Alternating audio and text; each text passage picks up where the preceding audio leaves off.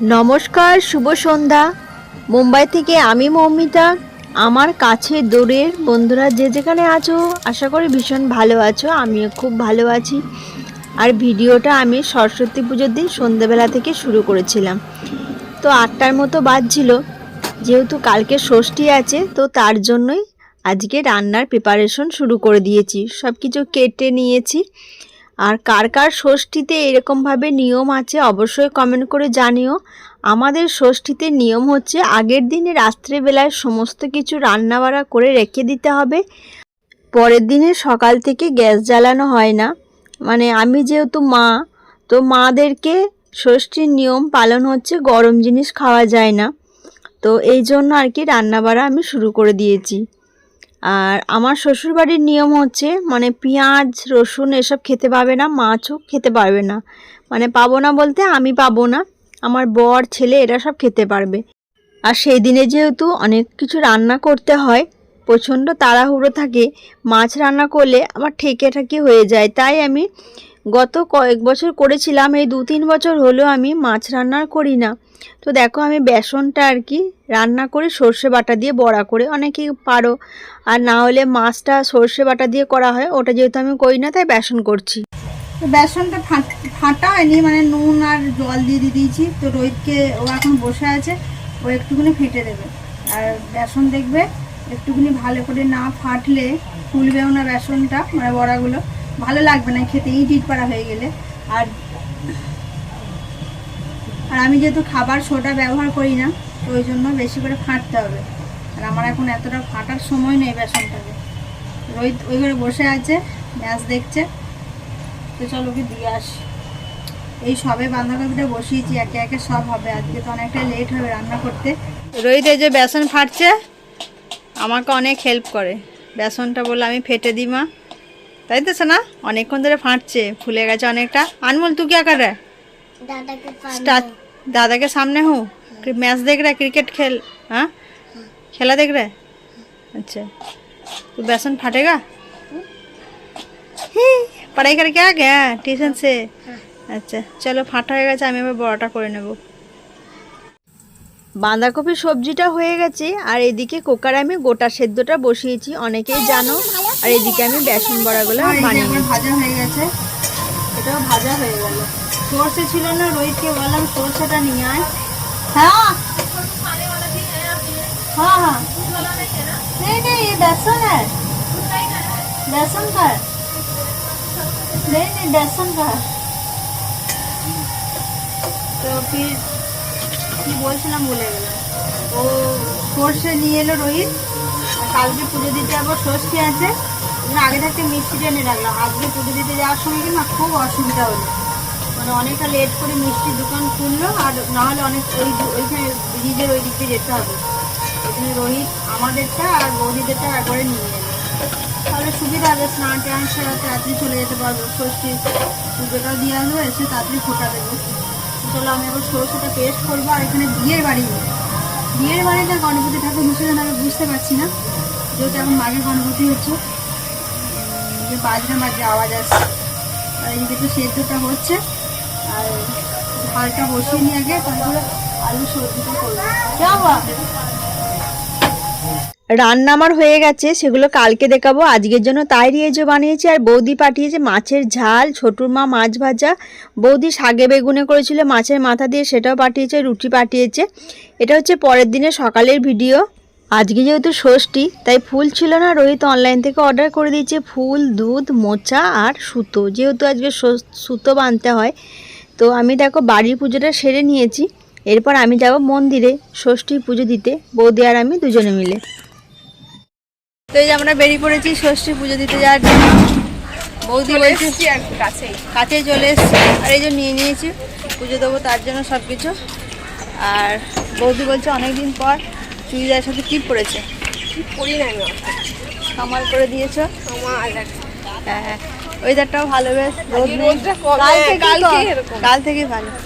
চলো চলে এসছি, রোহিত ইভান সব বাড়িতেই আছে, চলো যাওয়া যাক। আজকে একদম ফাঁকা, সব ধুয়ে পরিষ্কার করেছে এগুলো। হ্যাঁ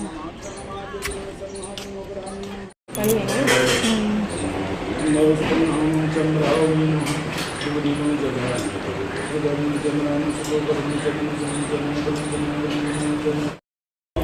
বৌদি একদম ফুল বাঁচতে পারছে না, একদম ফাঁকি বাড়ার জন্য।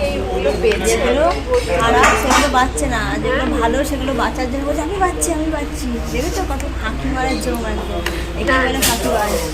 সব বেছে দিলাম আমি। গোলাপ নিয়ে নিয়েছি একটাই জন্য, এই গোলাপটা নিয়েছি আমার ছেলের জন্য, শুধু বলে গোলাপ গোলাপ ওই জন্য কিনেছি। তুমি যেখান থেকে ভিডিও নিচ্ছ পুরো অন্ধকার খুশ হয়ে যাবে তাই না? আমরা শুধু ভিডিও করছে, কাজে কিছু নেই। পাতাগুলো বাঁচছি, মানে এগুলো এক একটা পাতাই বৌদি বাঁচে। এই যে এরকম একটা একটা করে খুলে নিতে হবে। এগুলো আর কি ঠাকুরকে দেয় তো এক একটা করে, ওই জন্য আর কি। খুব ছোট পাতাগুলো, একটু বড় হলে সুবিধা ছোট হচ্ছে। সেগুলো পচেই যাবে, ওগুলো নেওয়ার দরকার। আমরা এখনো পুজো দিইনি, দেবো একটু পরে, বাছা হয়ে গেলে এগুলো তুলসী পাতাগুলো পরিষ্কার করা হয়ে গেলে। আমার বৌদি কিন্তু ফাঁকিবাজি বলার পর থেকে একটু ভালো করে মন দিয়ে করছে। No comments, no comments. এই বলে যে আমি নাকি ভিডিও বলে দিই শুধু, ওই জন্য এখন চুপ করে আছি। বলো বলো, তুমি বলো, আমি শুনি। এই যে এই পাতাগুলো এখন বাঁচছে, তো এত সমস্তটা আমি বাঁচলাম ওই ভিডিওর জন্য। এখন বাছাটা শুরু করেছে, দেখানোর জন্য যে আমি কাজ করছি। হ্যাঁ, টাকা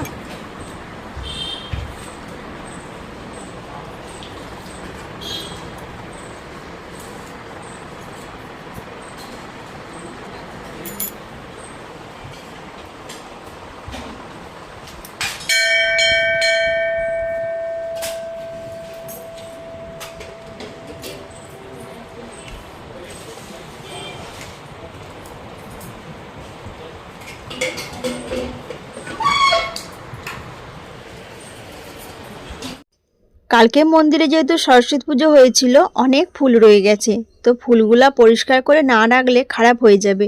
ওদিকে কাকিমারও অনেক কাজ, কাকিমা মায়ের ভোগ রান্না করছে, তাই বৌদি আর আমি মিলে পরিষ্কার করে ফুলগুলো রেখে দিলাম, যেহেতু আবার পুজো হবে মায়ের আজ কাল দুদিন। গলায় থেকে গেছিল, দেখা হয়নি।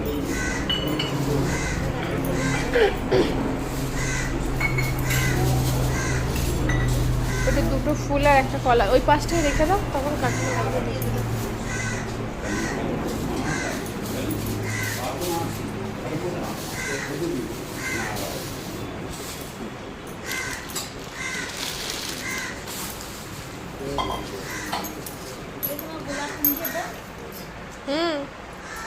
দাও,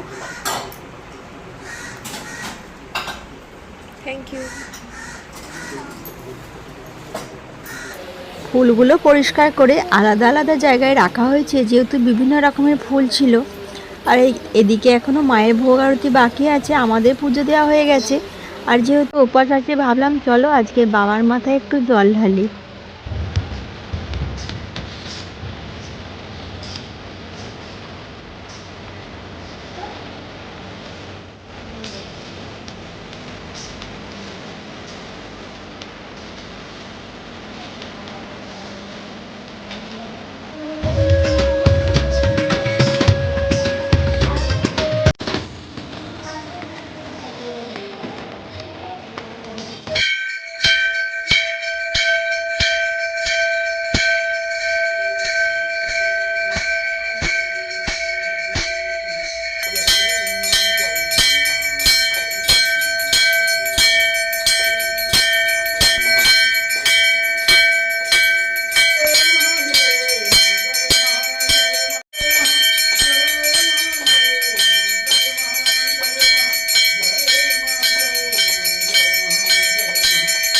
মন্দির থেকে একবারে আমি দাদার বাড়ি চলে এসেছি। আজকে যেহেতু ষষ্ঠী, তাই সোনাইয়ের মা সোনাইকে আগে ফোঁটা দিয়ে দিচ্ছে।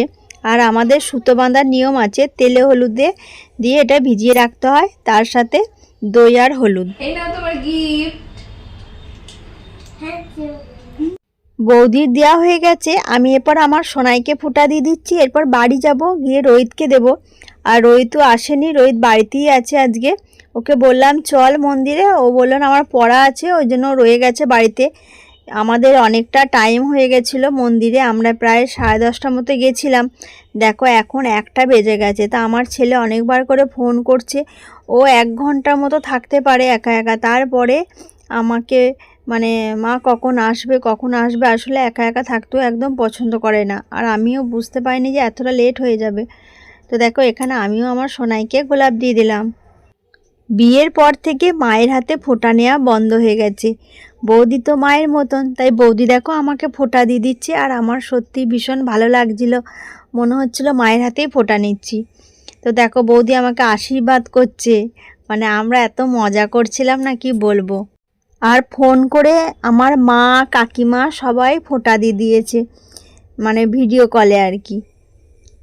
দূরে আছি, মানে ভিডিও কলটা হওয়াতে অনেক মানুষের অনেক উপকার হয়েছে। আগে যেভাবে ফোনে করা হতো এখন ভিডিওর মাধ্যমে হয়ে যায়। তো দেখো আমিও বৌদিকে সুতো বেঁধে দিচ্ছি, যদিও আমার বাবার বাড়ির সাথে আমার শ্বশুর বাড়ির নিয়ম অনেকটাই আলাদা। দাদাকে পরিয়ে দিয়েছি, তো দাদা জামা পরেছিল না, ওই জন্য ভিডিও করে নিয়ে ওকে এমনি করে দিয়েছি, ও চান করে চলে গেছে। সোনা এখন 2টো গোলাপ নিয়ে বসে আছে, কি করবে ভাবছে এখন। চলো আমি বাড়ি যাই, রোহিতকে দেবো। চলো। বাড়ি ফিরতে প্রায় 1:15 মতো বেজে গেছিলো, রোহিত এখনও স্নান করেনি। তো এসেই দেখো আমি আমার সোনাকে আগে ফোঁটা দিয়ে দিচ্ছি, আর সুতো বাঁধতে হয় আর কি, এটাই নিয়ম আমাদের। তবে আমার বাপের বাড়ির ষষ্ঠীর নিয়ম মাছ পেঁয়াজ এসব খেতে পারা যায়, কিন্তু আমার শ্বশুর বাড়িতে মাছ পেঁয়াজ খাওয়া যায় না। তো দেখো প্রসাদ দিয়ে দিলাম আমার সোনাকে, আর ওর জন্য আমি একটা গোলাপ নিয়ে এসেছিলাম। আমার ছেলেও গোলাপ পেয়ে খুশি, আর এদিকে আমার সোনাইও আজকে গোলাপ পেয়ে খুব খুশি দুজনেই। আমার হয়ে যাওয়ার পর রোহিতের মামিমা রোহিতকেও ফোঁটা দিয়ে দিচ্ছে। দিই যেন আমরা দেখতে পাই সেগুলো। তাই তো রোহিতেরা,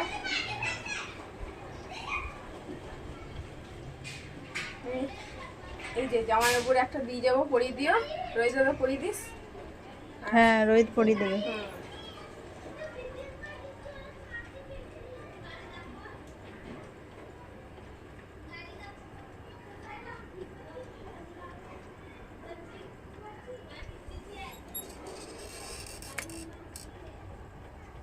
রোহিত দাদা আজকের জন্য গিফট তোমার গোলাপ। দারুণ সুন্দর গিফট হয়েছে। হ্যাঁ গিফট গুলো গোলাপের আজকে এরা খুব খুশি। দুটো ছেলেই খুশি। ফোঁটা দিয়ে আমাদের সবারই হয়ে গেছে, ছেলে দুটোকে। বৌদি এসেছিল দিতে, অনেকটাই লেট হয়ে গেল। 10:30টার সময় বেরিয়েছিলাম, 1টা বেজে গেল। ছেলে দুটোই বোর হয়ে গেছে, মানে আমার ছেলে বেশি হয়ে গেছে, একা আছে তো ওই জন্য। তো আমরা তো সকাল থেকে উপাসী আছি। রোহিত ওইখানে চলে গেলে ভালো করতো, ওরও খারাপ লাগতো না, বসেই ছিল। যদি বলা হতো একবার, মনেও নেই। আমরা এরপর ডাইরেক্ট করে খাওয়া দাওয়া করবো, ভাত খাবো একবারে পান্তা ভাত। সবাই চলে এসো, কার কার এরকম নিয়ম আছে অবশ্যই বলো। অনেকের আছে, অনেকের নেই। হ্যাঁ এটা তো চলো চলো। বৌদি বাড়ি চলে যাচ্ছে, বলছে একটু সেদ্ধ খেয়ে যাও, তো বলছে না ওখানে সবাই বসে আছে তো ওই জন্য চলে যাচ্ছে। অনেক লোক এসছে আমাদের বাড়িতে, সবাইকে গিয়ে দেবো, তারপরে তো খেতে পাবো। চলো। রোহিতকে আগে খেতে দিয়ে দিয়েছি, যেহেতু আমি খেতে বসে আর উঠতে পারবো না। এখানে বেসন বড়ার ঝাল, বাঁধাকপির সবজি, শাকে বেগুনে মাছের মাথা দিয়ে গোটা সেদ্ধ, মাছের ঝাল আর মাছের টক। তো আমিও নিয়ে নিয়েছি, আর মাছের ঝাল বৌদি দিয়ে গিয়েছিলো, মাছের টক শাকে বেগুনে মাছের মাথা দিয়ে, আর আমি ওদিকে রোহিতকে দিয়ে দিয়েছি। আর আমি দেখো আলাদা বসে পড়েছি, রোহিত ওইদিকে খাচ্ছে, ওকে সব কিছু দিয়ে আমি এরপর খাচ্ছি, যেহেতু উঠতে পারবো না। আর ভাতটাও কিন্তু জল দিয়ে রাখতে হয়। ওদিকে দেখো রোহিত খাচ্ছে। কার কার এরকম নিয়ম আছে অবশ্যই জানিও। তো আমি সাথে লঙ্কা নুন নিয়েছি, কিন্তু পেঁয়াজ হলে আরও ভালো হতো, যেহেতু পেঁয়াজ খেতে পারবো না। তো টকটা হয়েছিল, ভীষণ ভালো লেগেছিলো টকটা খেতে। আর বৌদিকেও আমি দিয়ে পাঠিয়েছি সবজি। গোটা সেদ্ধ কার কার নিয়ম আছে অবশ্যই বলো। 5 রকমের কলাই বেগুন সব গোটা গোটা দিতে হয়, মটরশুঁটি কলাই শিম গোটা আলু সবার নামে গোটা গোটা দিতে হয় আর কি, সেদ্ধ করে এইভাবেই বানাতে হয় আমাদের। তাতে মশলা তেল কিছু দিতে পারবে না, এইভাবে নুন দিয়ে সেদ্ধ করতে হবে, আর ওপর থেকে সরষের তেল ছড়িয়ে কাঁচা লঙ্কা নিয়ে তারপর খেতে হবে। খেতে খুবই ভালো লাগছিল, আর খিদেও পেয়েছিল। তো ভিডিওটা আজকের মতো এখানে এন্ড করলাম। সবাই খুব ভালো থেকো আর সুস্থ থেকো, আর অবশ্যই কমেন্ট করে জান। রোহিতের পাপা যেহেতু অনেক দূরে ডিউটি যায়, তার ওর রান্নাগুলো আমি ফ্রিজে রেখে দিয়েছিলাম, টিফিন কোটায় ভরে সকালে দিয়ে দিয়েছি, আর আমাদেরগুলো বাইরে ছিল। আমাদের এখানে যেহেতু শীত থাকে না, তাই বাইরে রাখলে খারাপ হওয়ার সম্ভাবনা বেশি থাকে।